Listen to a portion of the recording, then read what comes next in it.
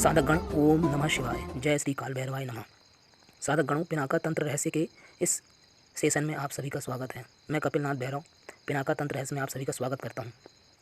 साधक गणों, आज मैं आपसे इस विषय में चर्चा करना चाहता हूं कि हम अपने जीवन को बेहतर क्यों नहीं कर पा रहे हैं। आखिर हमारे जीवन में बहुत सारी समस्याएं होते हुए भी, बहुत सारी तकलीफ़ें होते हुए भी हम अपने आप को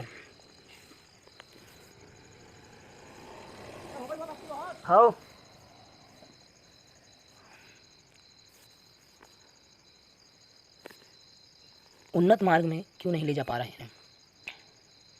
हमारे जीवन से मोटिवेशन क्यों ख़त्म हो गया है।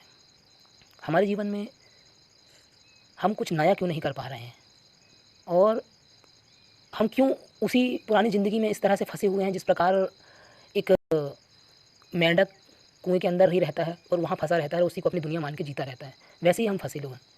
तो उसका कारण है हमारे शरीर में ऊर्जाओं की कमी, हमारे शरीर में शक्तियों की कमी। हमारी मोटिवेशन के क्षीण होने का कारण हमारी शक्तियों की कमी है, हमारी शक्तियों की कमी, हमारी ऊर्जाओं की कमी। हमारे शरीर में वो तपोबल नहीं है जिससे हम जो चाहें वो कर सकें। हमारा मोटिवेशन, हमारी कार्य योजना, हमारा जो एक्शन है, हमारे जो प्लान्स हैं वो हम बनाते हैं और कुछ दिन बाद, 1 दिन 2 दिन 3 दिन के बाद वो प्लान्स खत्म हो जाते हैं और हम फिर पुनः वापस उसी ज़िंदगी में लौट जाते हैं। उसका कारण है कि हमारे शरीर में ऊर्जा की कमी है और हम एक ऐसी लाइफ जीते ही जा रहे हैं। हम चाहते तो हैं कि हम उन्नति करें, हम तरक्की करें, लेकिन हम एक ऐसी लाइफ जीते जा रहे हैं जिसमें हमें ना तो हम आगे बढ़ पा रहे हैं, ना अपने सपनों को पूरा कर पा रहे हैं, और ना ही जीवन में हम जो चीज़ चाहते हैं कि हमारे जीवन में ऐसी चीज़ें हों, ना हम वो चीज़ें भी नहीं कर पा रहे हैं। तो अब इस चक्रव्यूह से निकलने का हमारे पास क्या रास्ता है? इस दुनिया से आगे बढ़ने का, अधिक उन्नति करने का, अधिक चीज़ों को समझने का, ज्ञान प्राप्त करने का, भौतिक सुख सुविधाओं का उपयोग करने का, आध्यात्मिक जीवन में तरक्की करने का क्या मार्ग है? वो मार्ग है तंत्र मार्ग में साधना मार्ग। साधना मार्ग एक ऐसा मार्ग है जिस पे चलकर हम अपने जीवन में ऊर्जाओं की वृद्धि कर सकते हैं, और हम जिस चीज़ के प्रति अपना मनोभाव लगाएंगे, हम जिस चीज़ के प्रति अपनी योजना बनाएंगे, उस कार्य को पूर्ण होने में फिर ज़्यादा परेशानियां नहीं आएंगी और हमारा मोटिवेशन भी कमज़ोर नहीं होगा। हम एक बार जो कार्य योजना बनाएंगे उस पर हम निरंतर चलते रहेंगे और हम उस लक्ष्य को प्राप्त कर लेंगे जिसकी हमने कभी कल्पना की थी।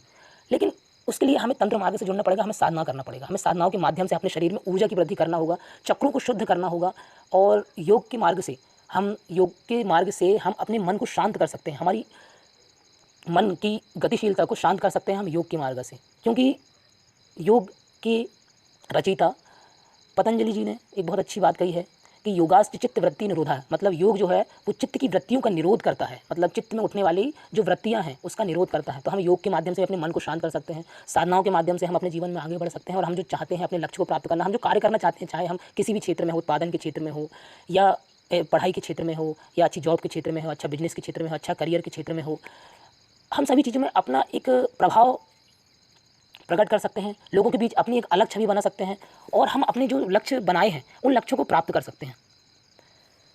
जीवन में मेरे मित्रों, मेरे साधक गणों, हमें तंत्र मार्ग में, साधना मार्ग में आने से ये फ़ायदा होगा कि हम धीरे धीरे हम अपने शरीर में ऊर्जा को बढ़ाकर, हम अपने लक्ष्यों की प्राप्ति करके, हम इष्ट देवता को, हमारे देवता को, हमारी जो कुल देवता हैं, हमारे इष्ट देवता जो भी हैं, उनकी हम कृपा प्राप्त कर सकते हैं। हमारा मोटिवेशन फिर सतत रहेगा, हम किसी भी चीज़ को छोड़ेंगे नहीं। जब तक हम उस चीज़ को पूरा ना कर लें, हम उस चीज़ को छोड़ेंगे नहीं, आगे ही बढ़ते जाएंगे, नित्य नया प्रयास करेंगे उस चीज़ को आगे बढ़ने के लिए, और हम कर्म के प्रति सजग हो जाएंगे, क्योंकि कर्म ही एक ऐसी चीज़ है जो हमें जीवन में आगे ले जा सकती है। किसी भी चीज़ को करने के लिए हमें कर्म करने की आवश्यकता होती ही है। हम बिना कर्म किए किसी भी चीज़ को प्राप्त नहीं कर सकते। लेकिन हमारे जीवन में अभी की जो समस्या है कि हम उस चीज़ को करने की सोचते हैं, प्लानिंग बना लेते हैं, कुछ दिनों करके हम उस चीज़ से फिर अपना मन हटा लेते हैं। क्यों? क्योंकि हमारे शरीर में मोटिवेशन की कमी आ जाती है, हमारे शरीर में उत्साह की कमी आ जाती है, हम अपनी चीज़ों को खुद ही भूल जाते हैं। हमारा मन हमें बार बार भटका देता है, हम जो चीज़ करना चाहते हैं वो चीज़ कर नहीं पाते हैं।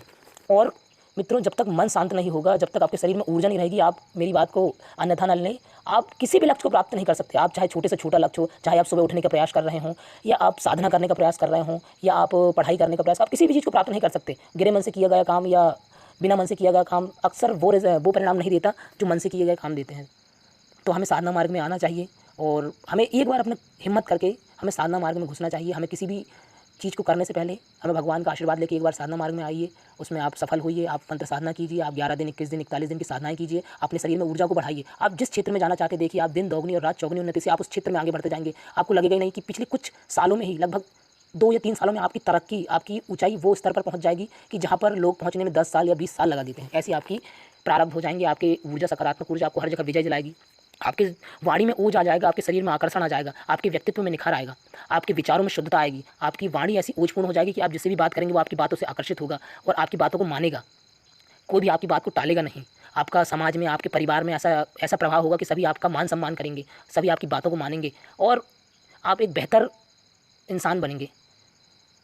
आप और मेरा ये भी कहना है कि साधनाओं के माध्यम से, आराधनाओं के माध्यम से हम तंत्र मार्ग को समझ सकते हैं, जान सकते हैं, उसमें प्रवेश करके हम जीवन को बहुत उन्नत बना सकते हैं, ताकि हमारा जीवन किसी चीज़ के काम तो आए, कुछ ऐसी चीज़ों के काम आए जिससे हम समाज में एक अच्छी राह फैला सकें। जैसे आप चाहें तो पर्यावरण के लिए कुछ अच्छा कर सकते हैं, पेड़-पौधे लगा सकते हैं, आप अपने समाज के लिए कुछ अच्छा कर सकते हैं, आप बच्चों को शिक्षाएँ प्रदान कर सकते हैं, लोगों को गाइडेंस दे सकते हैं और दुनिया में बहुत से काम हैं जो अच्छाई के क्षेत्र में किए जा सकते हैं, जिसमें लोगों का भला हो, कल्याण हो और लोग आपकी सराहना करें। तो आप सभी से मैं विदा लेता हूँ और इतना कहकर मैं अपनी वाणी को विराम देता हूँ। ओम नमः शिवाय। जय श्री काल भैरवाय नमः।